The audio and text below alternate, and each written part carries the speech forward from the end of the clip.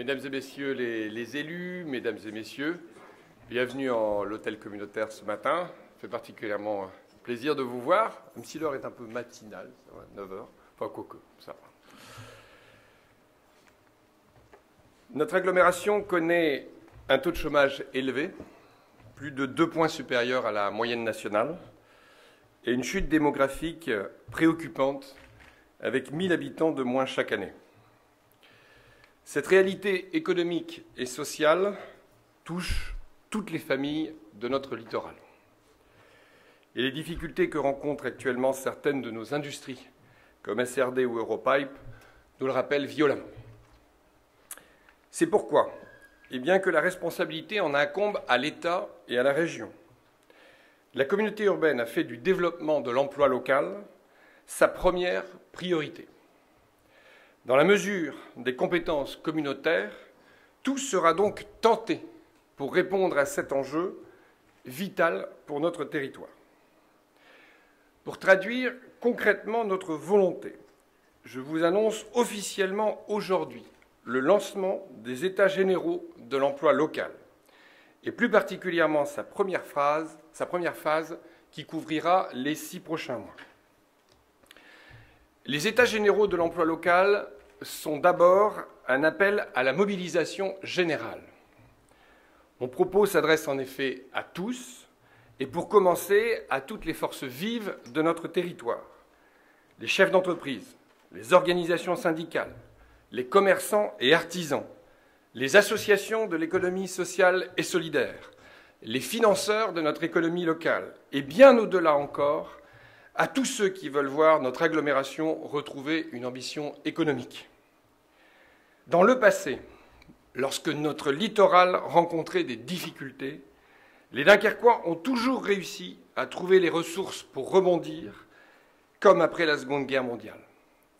À notre génération, désormais, de prouver qu'elle est capable de relever le défi économique. D'autres territoires pas si éloignés ont réussi, alors pourquoi pas nous ?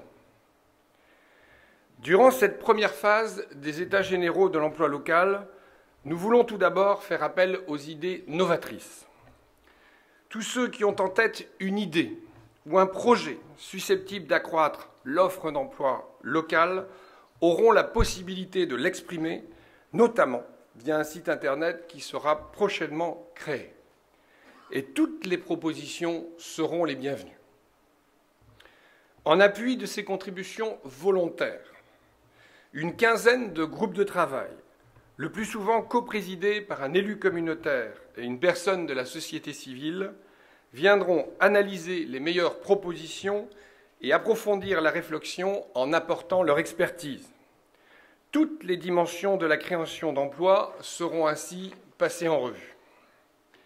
À ce titre, je remercie David Bayeul, Damien Carême, Jean-Yves Frémont, Franck Dersin, Bernard Monté, Jean Decolle, Bernard Wesbecker, Catherine Verlinde, Sonny Clincard, Éric Rommel, et avec eux toutes les personnalités qui ont accepté de coprésider ces groupes de travail et de porter la réflexion communautaire. Plusieurs groupes travailleront sur la compétitivité du territoire. Comment rendre le territoire plus attractif pour les investisseurs ? Comment soutenir efficacement les filières d'avenir et le développement portuaire ? Comment booster la création d'entreprises ? Comment trouver la bonne complémentarité avec la métropole lilloise pour créer de l'emploi tertiaire à Dunkerque ? Voilà quelques-unes des questions qui seront traitées, le but étant d'agir sur notre capacité à amener des flux économiques sur le territoire, et nous avons déjà de nombreuses idées. Une deuxième série de groupes traitera de ce qu'on appelle l'économie résidentielle, c'est-à-dire notre capacité à créer le maximum d'emplois à partir de la consommation locale. Le développement du tourisme, la valorisation des emplois de service à la personne, la promotion des circuits courts seront traités, mais aussi l'efficacité de la commande publique à promouvoir l'économie locale, la lutte contre l'évasion commerciale et l'accompagnement des jeunes à trouver un emploi en Belgique. tous ces sujets peuvent drainer des milliers d'emplois. Et la grande erreur de certains territoires est de les négliger. D'ailleurs, aujourd'hui, à Dunkerque, nous avons un énorme déficit d'emplois dans ces domaines. Enfin, nous nous intéresserons aussi à ceux qui sont exclus du marché du travail et à la meilleure manière d'accroître leur niveau de vie. La formation et la lutte contre toutes les formes de discrimination feront aussi l'objet d'une réflexion approfondie, le premier sujet en lien étroit avec le Conseil régional. Vous le voyez, j'appelle aujourd'hui à une complète remise à plat de la politique économique sur le Dunkerquois. Nous avons 6 mois pour devenir un véritable laboratoire de la politique de l'emploi en France et trouver de nouveaux leviers d'action. Nous devons réévaluer et compléter nos pratiques, et pas seulement à la CUD, mais au niveau de tous les acteurs locaux et de toutes les forces vives du littoral. Parce que la communauté urbaine doit jouer le rôle d'animateur et d'aiguillon dans cette démarche, j'ai souhaité par ailleurs, avec l'appui de tous les maires, lancer de premières actions ayant vocation à soutenir l'économie locale. Sans attendre, vous verrez donc dans les prochains conseils communautaires la traduction de cette volonté politique, en gage de notre engagement à moyen et long terme. Ces premières mesures mises en œuvre dans le cadre des États généraux de l'emploi local sont les suivantes. Première action, nous soutiendrons les entreprises locales de travaux publics à travers un plan exceptionnel de rénovation de la voirie, donc des rues, des trottoirs, des pistes cyclables. Au cours du mandat précédent, nous avons en effet constaté une dégradation forte de ce patrimoine, puisqu'aujourd'hui, plus de 85 km de voiries sont considérées par les services communautaires comme en mauvais état ou en très mauvais état. En plus des budgets d'investissement traditionnellement octroyés chaque année à cet objet, nous allouerons 5,3 millions d'euros de budget complémentaire dans les 3 prochaines années, ce qui permettra de remettre à niveau 50 km de voirie au lieu des 30 prévus par le budget de droit commun. Ce plan exceptionnel sera dégressif et contribuera donc à soutenir fortement l'activité en 2015 avec 2,5 millions d'euros de travaux ajoutés sur cette première année. Deuxième action, nous renforcerons le dispositif Réflexe Énergie, dont l'objectif est d'accompagner les ménages dans leurs projets de travaux d'économie d'énergie au niveau de leur logement.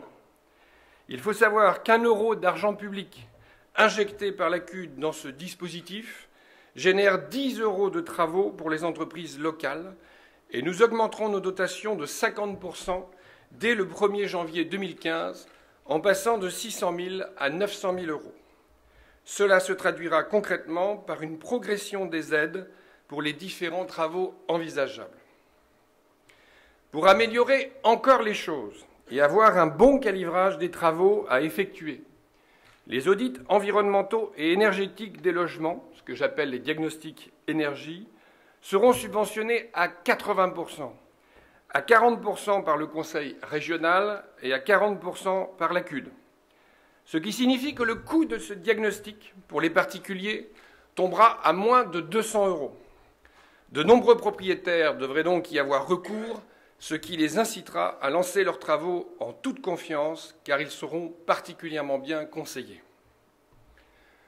Troisième action, dans la même logique, nous créerons un dispositif Réflexe Adaptation, dont l'objectif sera d'aider les ménages à adapter leur logement au handicap et au vieillissement.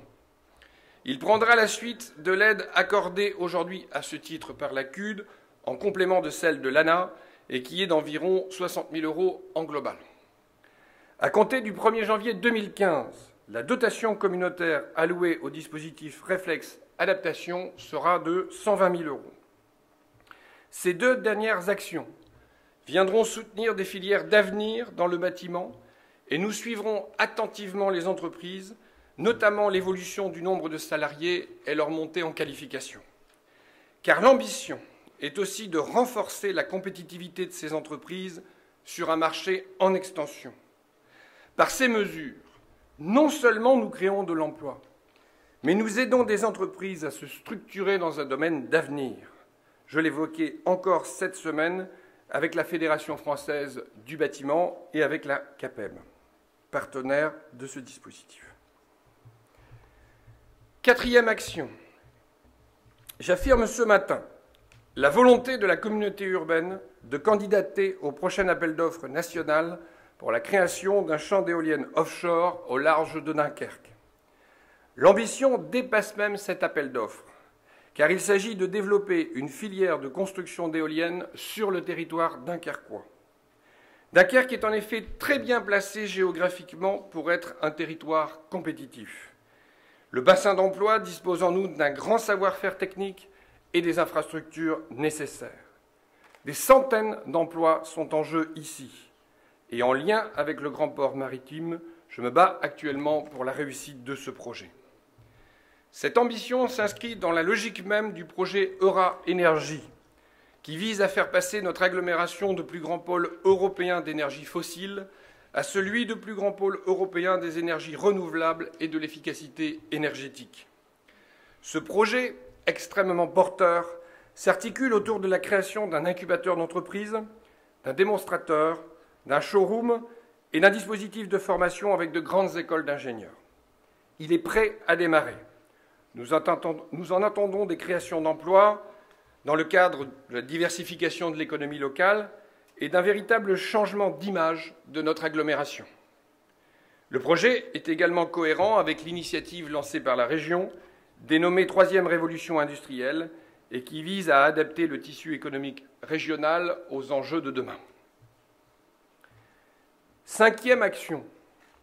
La Maison de l'Europe et le Pôle emploi viennent de lancer en septembre une initiative pour accompagner des chômeurs à trouver un emploi en Flandre belge. Il s'agit de séances de coaching pour 10 demandeurs d'emploi destinés à leur apporter une bonne connaissance du territoire belge et de la langue flamande. Ces séances durent 4 mois et si l'expérimentation s'avère concluante, la CUD s'engage à élargir ce dispositif dès début 2015 à 50 jeunes demandeurs d'emploi. L'enjeu de l'emploi transfrontalier est absolument déterminant. Enfin, sixième action. Pour promouvoir le secteur des services à la personne, et notamment en améliorer la visibilité auprès du grand public, la communauté urbaine élaborera un guide des services à la personne sur le Dunkerquois, présentant l'ensemble de l'offre présente sur le territoire. Nous lancerons également un salon dédié et à destination du grand public. Quand 10 familles font le choix d'une prestation à domicile pour simplement une demi-journée, c'est un emploi net de créer localement. Ne l'oublions jamais. Vous le constatez, nous affichons tous une détermination politique sans faille et nous nous dotons de moyens jamais investis auparavant par la communauté urbaine. Oui, notre priorité, c'est l'emploi. Et même si cet enjeu est avant tout de la responsabilité de l'État et de la région, nous n'entendons pas rester les bras ballants. Je veux dire à la population que tous les élus communautaires de la majorité, tous les maires de l'agglomération parlent d'une seule voix sur ce dossier qui sera décisif pour notre avenir et notre attractivité dans la prochaine décennie. Une grande bataille est lancée aujourd'hui, elle concerne chaque habitant. Les élus sont mobilisés et au travail. J'en appelle maintenant à la mobilisation de tout l'éventail de talents que compte notre territoire, du monde économique à la société civile. Car c'est ensemble, en nous serrant les coudes, en faisant preuve collectivement d'innovation et d'audace, que nous allons relever le défi de l'emploi et relever notre territoire. Je vous en remercie.